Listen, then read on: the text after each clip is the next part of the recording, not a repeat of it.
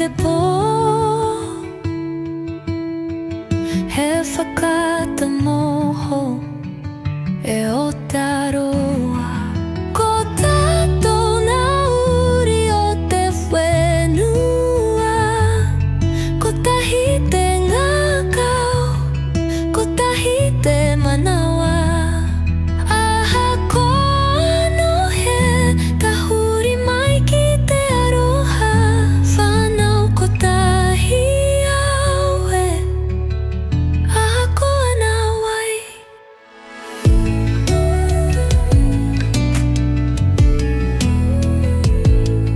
Ko tā kure o he tanga tuku iho,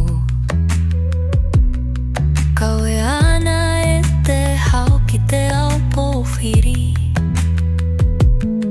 Ngā rangi e kite koe te rere o ngā waka, ma te Kotahitanga e tū kaha ai. Ko tātou ngā uri o te Whenua, Kotahi te ngakau, Kotahi te manawa. Aha ko anō hea ka huri mai ki te aroha, Whānau Kotahi aue. Aha ko ana wai. Te